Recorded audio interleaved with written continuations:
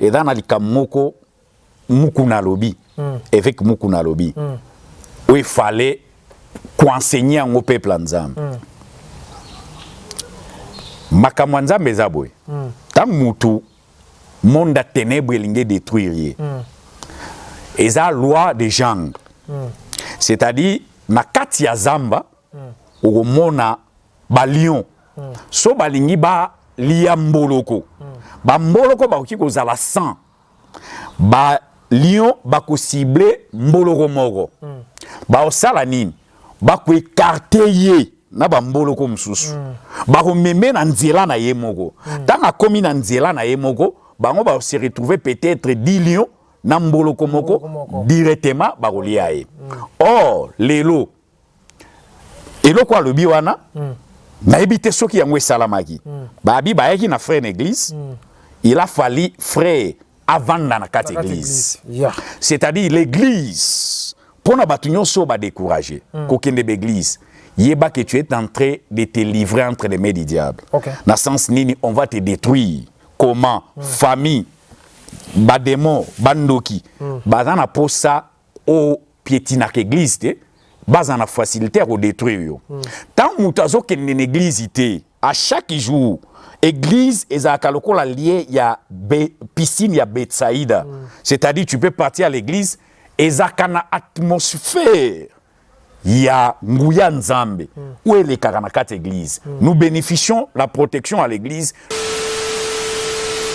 ana nzambe les peuples de Dieu bakufaka te po bazangi mbongo bakufaka te po bazangi ko voyager bakufaka te po bazangi ko bala mais peuple nzambe akufaka soki azana ignorance peuple nzambe akufaka quand l'ignorance manque ya kozanga koyeba et koti na peuple nzambe c'est là ce qui tue le peuple de Dieu aujourd'hui l'église au Congo est basée seulement ya ke oko voyager nzamba ko pambola oko somba mutuka oko sala boy mais la personne au bazo déclarer likolo na ya ko voyager ako somba mutuka oko mona peut-être ayebina nzambe bien te et même biloko wana ba déclaration bazo ebisi a déclarer les mêmes biloko wana mutuka voyage lokola mutu wana zana connaissance nzambe te c'est ce qui lui amène et qui ne ko bomae lelo tangu bazo sambela ezana mutu moko te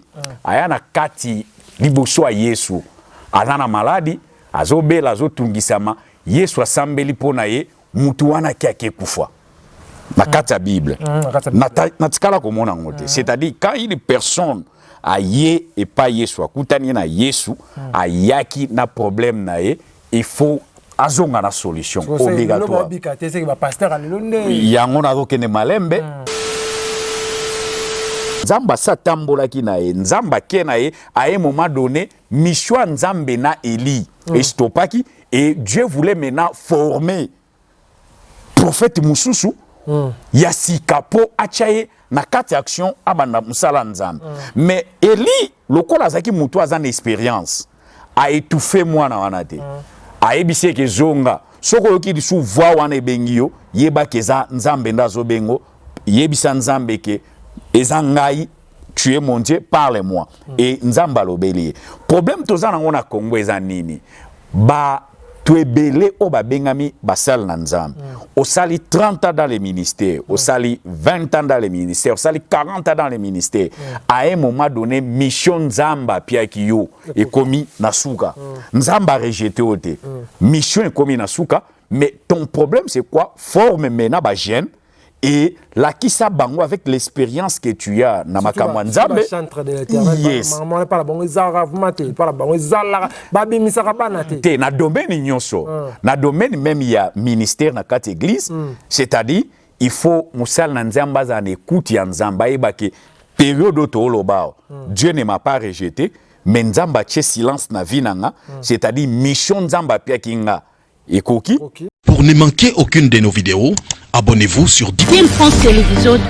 Team France Télévision. Team France Télévision. Team France Télévision. Team France Télévision. Voilà, mesdames, mesdemoiselles et messieurs, amis fidèles téléspectateurs, bonjour et bonsoir. Ça dépend à l'heure à laquelle Vous êtes en train de nous suivre à travers cette émission, mesdames, mesdemoiselles et messieurs. Rien que la vérité. Cette émission, c'est votre émission.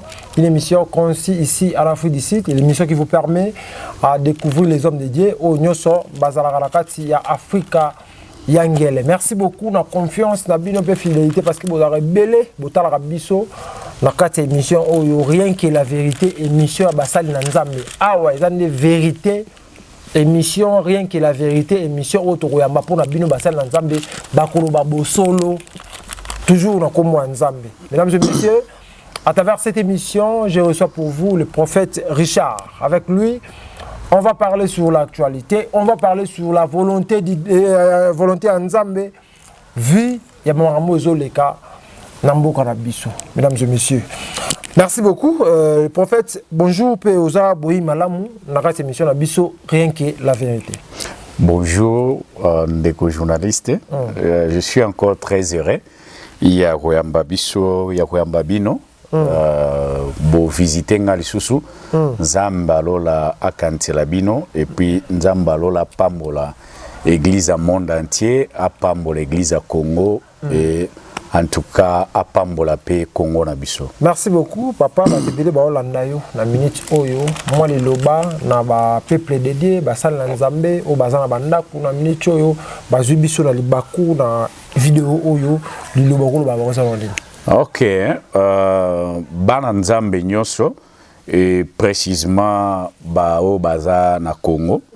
Na pesi bino mbote na kombo na Yesu Christo. Que le Seigneur Dieu vous bénisse. Na ebike Congo ezamboka béni.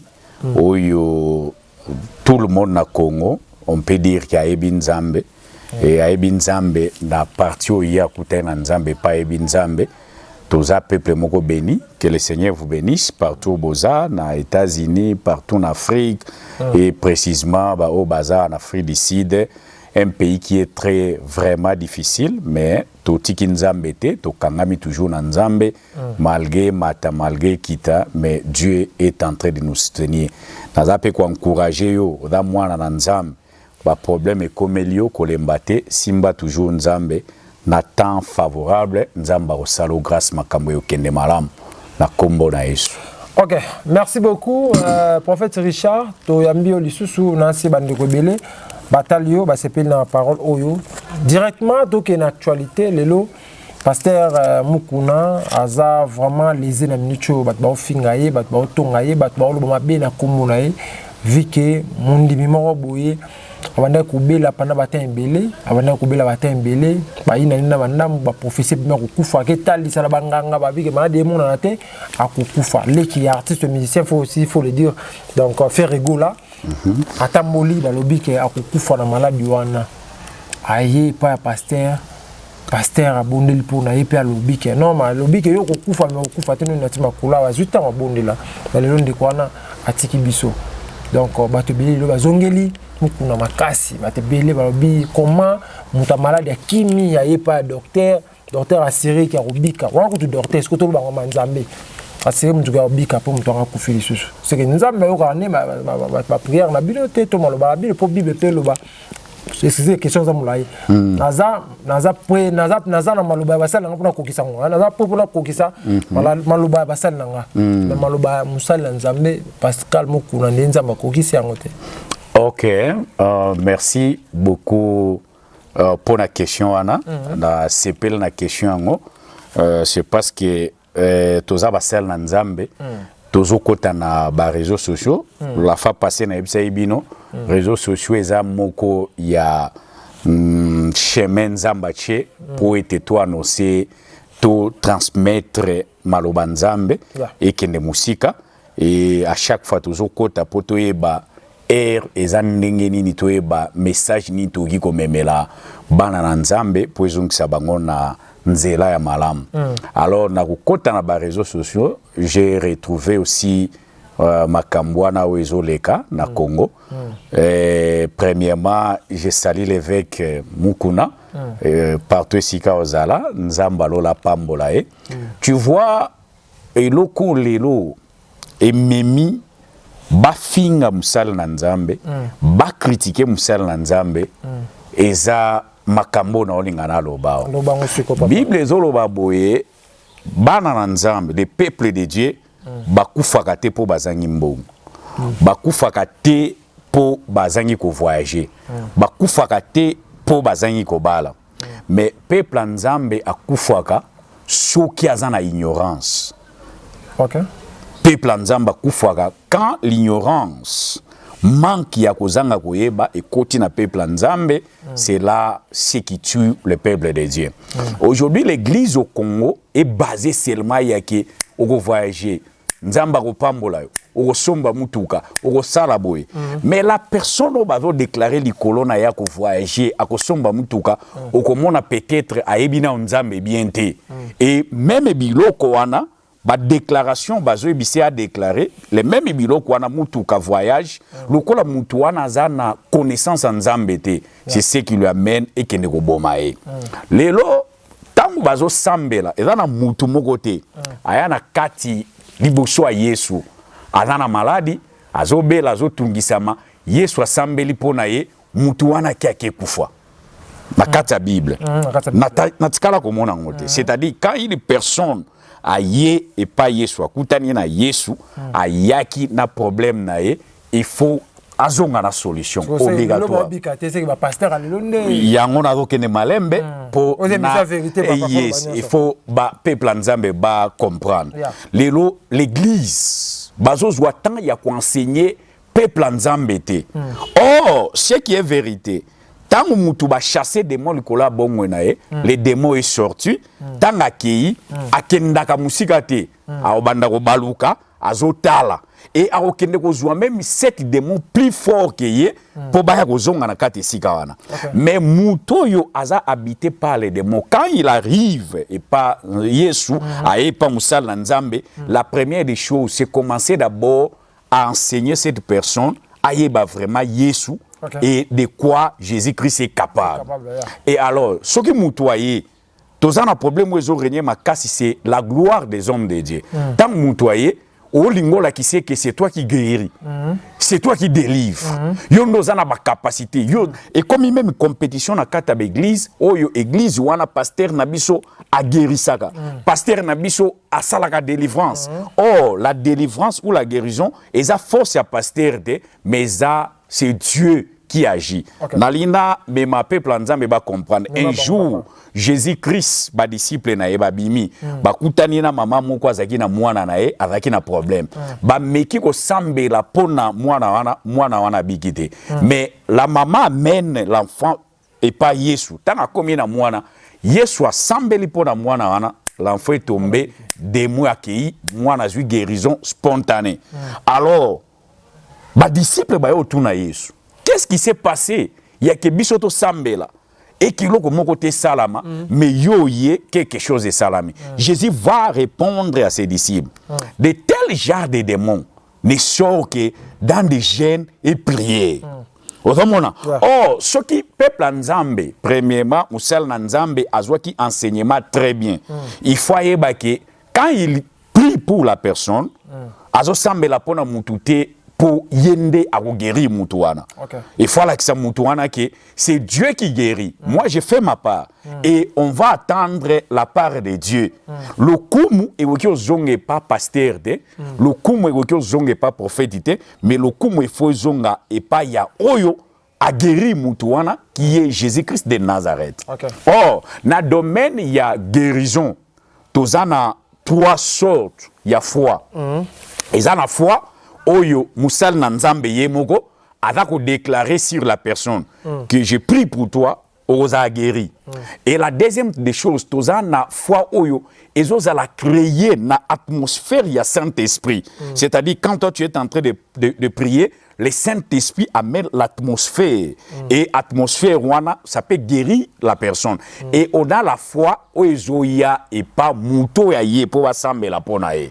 Au moment de muto ya surtout quand une personne ba mimi pas musela nzambe azana ona makasi azoloba azosama kamioso il y a tous les 3 fois wana il faut jouer rôle nango. Foi ya pasteur, foi ya atmosphère molimo mo santu et puis foi o ezo wute pas ye moko mutwae mais na ka ou mutwaza peut-être mutwa liboma tango serviteur de Dieu azotelema devant mutu et faut yeba ke muto yo azana eloko moko te toki ko satan de pana ye je dois utiliser ma foi pour na sambela pona ye et nzambe a guéri mutuana et quand Dieu guérit ce n'est pas la gloire d'un homme de Dieu.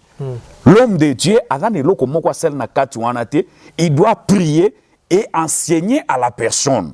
C'est-à-dire, il faut que quand Jésus-Christ a koufi na croix, il y a un miracle et il y a une partie moko na kati ya musala nzambe oyo kaka ba sacrificateur bazaki na temps ya kokota na lieu très saint pour ba sambela pour le peuple Yanzambe. Mais rideau et katanaki. Jésus-Christ a fait tout le monde sacrificateur. C'est-à-dire, je dois d'abord montrer à la personne là l'importance il y a acte Yeshua salaki ponaye. Ce n'est pas moi qui va lui sauver. Jésus-Christ a versé son sang ponaye et cela va créer la foi à la personne. Amona acte de la croix, l'œuvre que Jésus-Christ a fait. La Bible dit, c'est pas tes maîtrises, tu as guéri. Et si quand Yeshua sopa qui makila nae, nde pesibiso pouvoir wana ya to réclamer guérison na biso. Oh la guérison, le miracle, eza droit ya mwana nzambe nyonso. Ce n'est pas dit qu'il faut pasteur à convaincre yo, il y a que pasteur a guéri yo, miracle, prospérité, tout cela. Et ça droit il y a mutunyo soyo andimelié sur le col en colopé mobix dae et fa dans la guerre. Merci.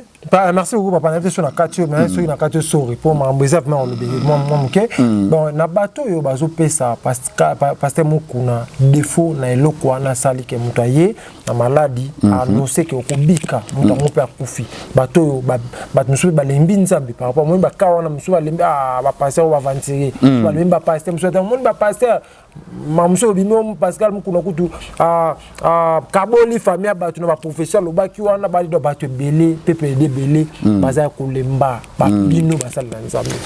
Bon, merci beaucoup pour la question wana. Nazana posa na kenango très bien pour bana nzambe ba comprendre. Na nde bazo pesa avec mukuna raison, bazo pesa avec mukuna tort et ezana makami balé tort. Bateau bazo PC tort, bazan a raison. Bateau pe bazo PC raison, bazan a raison. Premièrement, bateau bazo PC tort. C'est ce que je viens de dire. Il y a Moussal Nanzamba Olingala Kisake, Ezaïe, Sokingana Lobi. En tout cas, Moutou a guéri. Et Meza Nanzambe, nde fois sala. Au moins, quand tu as un tort, tant que yozo ya, ozo la kisabatuke, nde to olobawa, naza master, naza chef, il y a guérison. Tant ozo ya nde on pour déclarer que oza master ya guérison, c'est là où ils ont pris sa problème. Bateau bazo condamné selon assurance. Oyo musal nanzamba la kisaki. Ya ke yeso ka sambeli pona mutu wana à 100%, il faut avoir la guéri. Présentation. Il y a présentation, il y a évêque Mukuna, ne memi batu, ba critiquer après liwa et mutuana. Et il faut toye bango très bien. Yesu wa azali nzambe. Tanga yaki, atikala jamais ko sambela pona mutu moko et puis mutuana ake kufa. Jamais. Tango déclarer maloba. Liboso abatu. Olobi ke nena sambeli pona ye, aga guéri.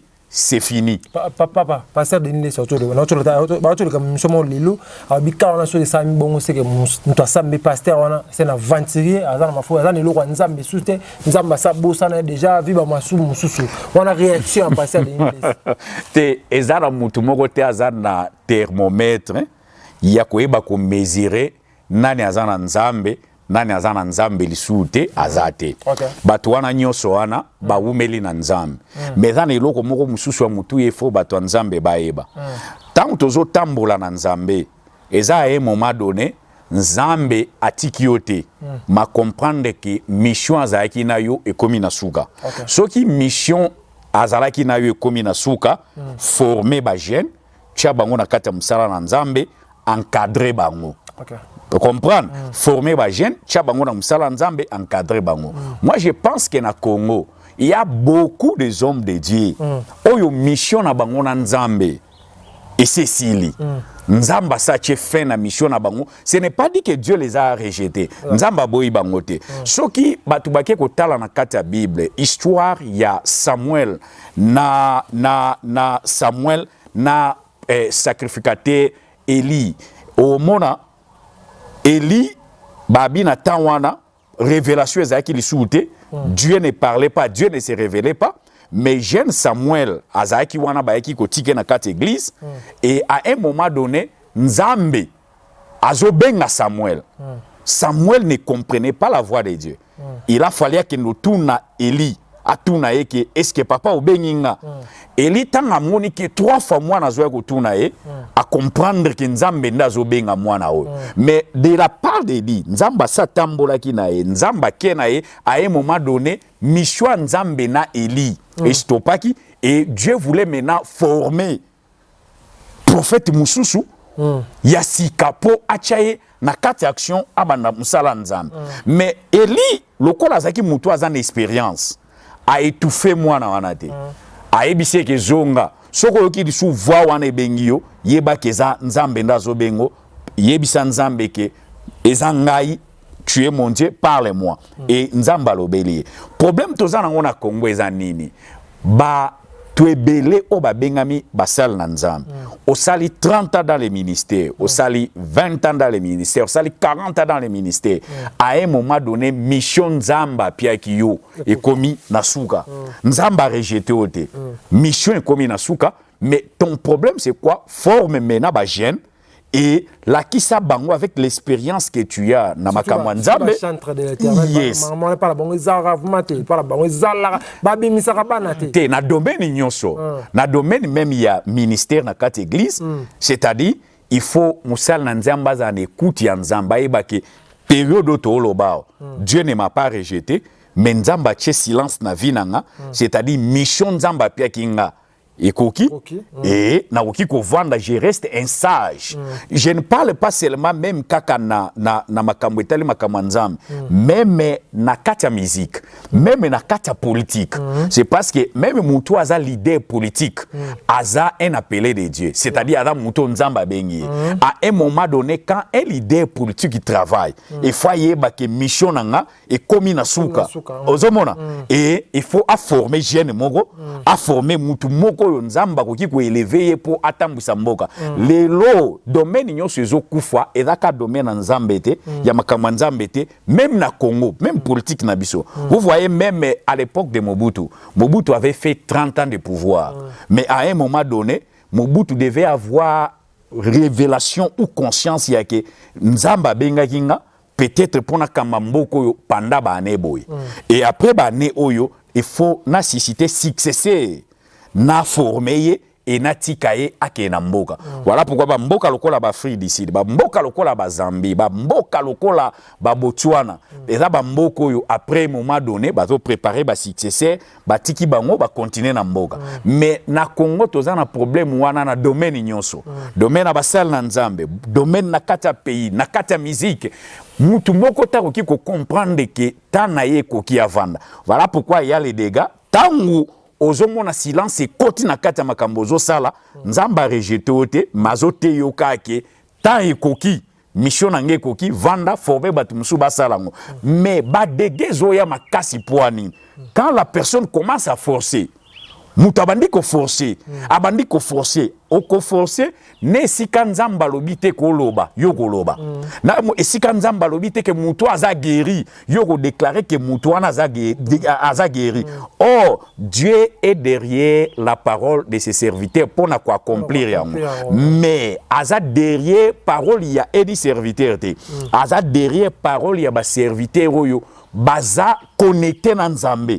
C'est-à-dire, tant que tu connecté dans Nzambe, dès que tu déclares la parole, Dieu sera derrière cette parole pour accomplir ça. Mais ceux qui déjà Nzamba yebi que mission na yo na yesuki, tant que yo ke no sambele la batu babuka na ke bala muka, batelema, ba hotelema te pour zana connexion mo côté dans Nzambe wana. Merci beaucoup papa. Donc le baiser belé vraiment mais Tanzo Bomabiso, vraiment, pour la lelo. Merci beaucoup, papa. Fais ce message, na bande ko tout bota la biso, peuple dédié au bazaka, choqué chaque événement, ça lanzamé mon robo, il serait simité, peuple dédié comme a choqué. Ah, bah, olé, tout dépeuplé, quand un diable tout peuplé en Zambé, quand un Zambé au comme a dépeuplé chaque jour, na ba acte mon ko iso salama lelo. Ok,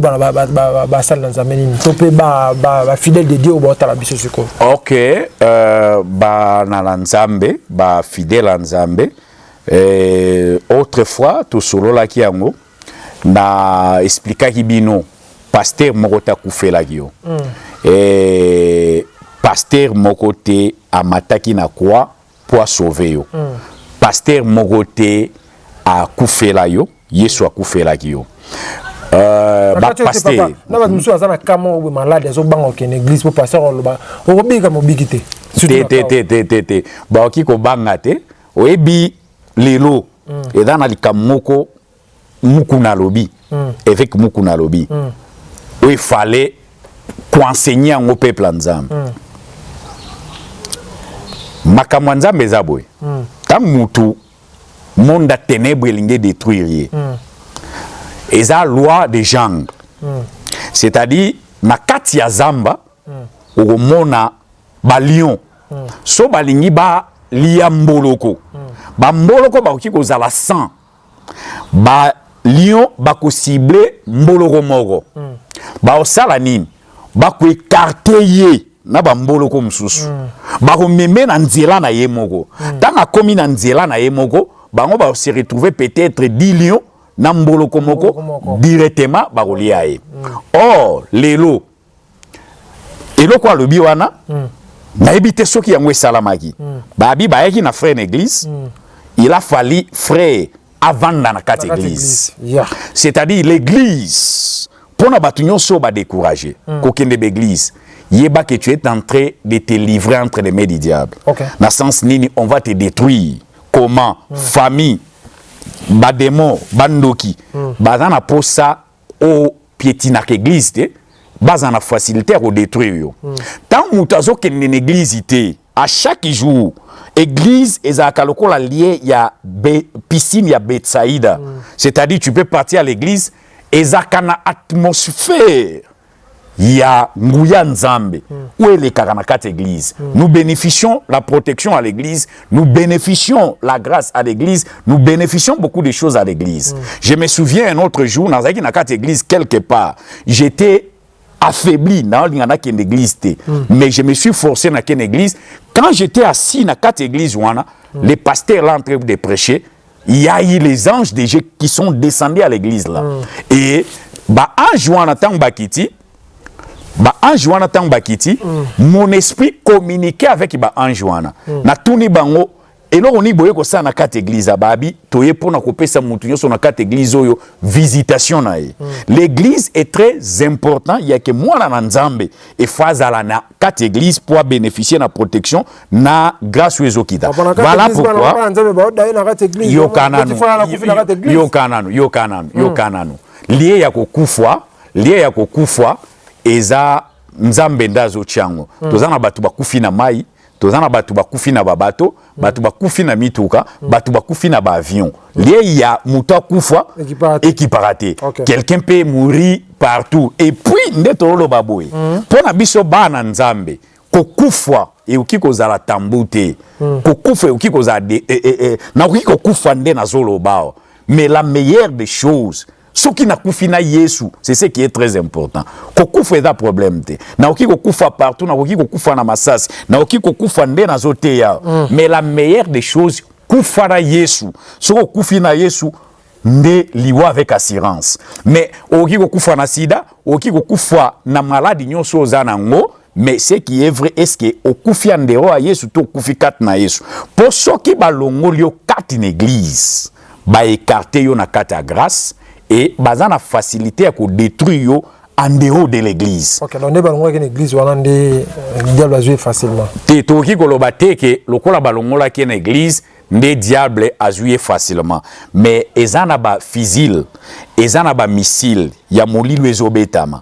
C'est-à-dire quand le monde du ténèbre baza na plan ya ko éliminer yo ba ko écarter yo premièrement na sika protection na yo eza ba longolo na kata protection tant bachi yo ande wa protection na yo c'est alors qu'on peut t'abattre et ça même na ba sal na nzambe belé ba battre bango suite à ce que pasteur on a pasteur oyo bazo kana bien te oyo akevanda na ona ndaku tant wana akevanda na ndaku wana monde ténèbre profiter et détruire oh tant mutu azolongwa na kati ya église église ce n'est pas ensemblement ndenge batu bavanda kawana nous sommes nous-mêmes l'église mais quand une personne est enseignée ngande nazaboy comme je suis enseigné je peux ou ne pas être à l'intérieur de l'église, c'est parce que moi-même, tout en quatre ensemblements, je peux motiver l'atmosphère spirituelle tant par rapport à bébé spirituel. Bébé spirituel, il faut avant ce qui recommandation que avant dans la quatre église pour la protection, peut-être à l'église, c'est seulement maintenant. Oyo to mona on dirait nzamba da ko se manifester quand nous on a crié na liloba na nzam à l'époque où batlokola ba musée a dit na bala bazaki na bomoy to banda ko yokango avion ya mandokezo leka et comme une église moroboy il y a une forte puissance avion wane ko leka na église et avion kwei et ça le crash na tongo toye to moni a ndokia kwei et des sorciers témoigner que to bandako le kalikolo mais erect to commettra qui to le kaki likolo église c'est-à-dire il y a des églises où il y a la protection pour te détruire c'est là où il y a les problèmes de l'enseignement quand quelqu'un est enseigné et un peuple sans révélation à un peuple où il y a azotambola sans frein les lots problème est ça manque de révélation manque d'enseignement mais nalinga ina sisa eloko wana il y a que baza ko éloigner yo bazo ki mission na présence en Nzambe bazo ki mission nesika protection ezali et tant on se retrouver yo moko et baza na facilité ya ko battre yo et ya ko kwisa yo alors bana na Nzambe esika nyonso yoza na ko encourager yo pour décourager te pour na ressemble tozana batu bazo pesa biso ba call bazo benga biso à partir de Amérique à partir ya États-Unis à partir ya Canada Europe bandundu ba Congo Kasai ya ke papa na lemba na kenda kalsu église te na vanda na ndako na lina tire attention na yo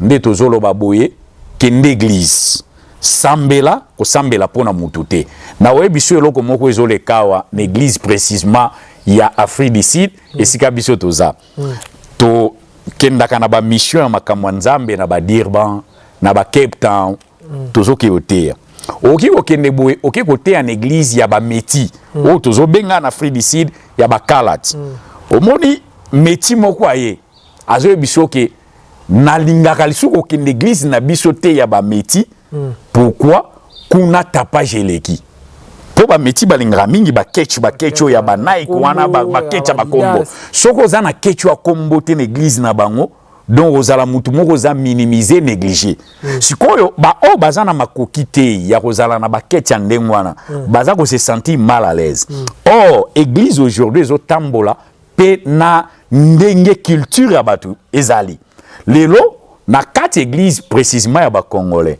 on a un petit problème les congolais tant autozo passion et là quand il y a to se critiquera biso na biso tale loko salami na makambo ya boxer oyo Martin Bakole akene ko $100,000 na ministère ya sport il y a eu ba critique soko koti na réseaux sociaux et là ka critique mais na koti sur na réseaux sociaux na kuti a gagné mais si ko nde tozolo ba na mutu a critiquaki na mutu yo alobaki mabe na mutu a salaki nyonso abandika ke félicitations na moni ba misuba alobaki ozwaki 100,000 zo que nous ata 500,000 tu vois on est à culture na biso oh ko décourager te suite ya culture na biso na culture na biso tozaka na problème moko ya ke soko sali before to beteli yo maboko. Soki omi lembisi to critiquer yo. Soko o se détourner to critiquer yo. Soki nde évêque muku na sambele ki ndeko wana azwaki guérison batu balinge ko betele maboko. Muku na ifo asime. Soki ndeko wana azwaki guérison mbe muku na zwi gloire. Aningaka le kalsu na teva lo bakeboza ko mona puissance na ngande na za ko sala. Oh yenda zo sala te. Mais lokola ndeko wana kufi babete des arts. Il faut yemo ko asime ba conséquence ya ba critique ezolanda. Voilà, merci beaucoup Moussa Nzambe. Émission la biso e banozaka ba série par série parce que TV télé atteindre muke émission la biso no continuer ka ba série par série vous a connecté ba numéro pasteur ezana bo benga pe biso émission la biso za série par série to comme na suka pesa mbote poto ka wala papa. Non to komi na suka nzamba pambola yo. Mais Bible Zolobaboé, si tu confesses de ta bouche le Seigneur Jésus et si tu crois dans ton cœur, Dieu l'a ressuscité parmi les morts, tu seras sauvé. Nalina ça la prière au ponayo. Et puis il y a un problème, ba anglophone, bazolandanga trop et puis ba réclamer, ba lobineza wana toujours sepela na ba émission na yo, mais tozana pour ça moko ba émission et les kara pen anglais. Okay. Beloved, you speak English. You are in South Africa. I would like to tell you, Jesus loves you. Today, the Bible says, if you confess in your mouth and you believe in your heart, Jesus went to the cross to save you, you shall be saved. Today, I pray for you. My God of heaven, bless you, be with you in the name of Jesus. Nalina ebisoboye, Yesu akufela kiyo, fungola mutema na yo, lobankolo Yesu, na ye liboso na yo, na yambio, lokola nkolo pe mobiki sinanga, ngana ndimi, okufaki, osekwaki, odana bomoi, ya mwana na biki, na kumi mwana nzambe. Oza mwana na nzambe, makila Yesu, esopana ki pambate, esopana ki poa biki sayo, yoka, oza maladi, oza na kata ndaku. Nazo sambe la pona yo, na mona nzamba bikisi bato a sida, soki oza na cancer, oza na sida, oza na maladi nyonso, oza na hôpital, kombo eleki ba kombo nyonso, c'est le nom de Jésus. Reçois ta guérison, bika na kata maladi wana, telema tambola zalana makasi, Yesu akufela ki yo, oza na droit ko kufa ndenge wana te, il faut tatola ke Yesu azana bomoi. Na kombo na Yesu pambolama, amen. Amen. Merci beaucoup, mesdames, mesdemoiselles et messieurs, amis fidèles téléspectateurs de la 3xW.Kin France Télévision. J'en ai Rozongamoko, Tokomina Souka, Rozongamoko, merci beaucoup. Mesdames et messieurs, Tokomina Souka, il y a émission Nabiso, merci na confiance et fidélité, vous avez Nabiso, côté l'émission Nabiso, rien que la vérité, ils ont présenté par Wabino. Yannick Wenge, Moto Atondi, Nakati Nakibonzambe, en tout cas, émission aux série par série, comme on a eu Chabine Siko, en tout cas, numéro pasteur Ezara, prophète Ezara, Bobenga, ils ont un problème, en tout cas, Bobenga Benzambe, ça va bien vraiment. Mais émission n'a pas rien que la vérité, Ezara pour nos pasteur. Pasteur Ozawa, puis pour sa intervention, il n'y a pas de problème. Au Kouzali, mon bimanara, la chaîne Kin France Télévision, la chaîne tout à la biso, Jano Kabouya. Merci beaucoup. Vous avez branché et connecté. Vous avez décidé d'ici la portez-vous bien avec l'espoir de vous retrouver au prochain numéro. Ciao. Ok. Moni batu bazo benga nga vraiment batu bazo land.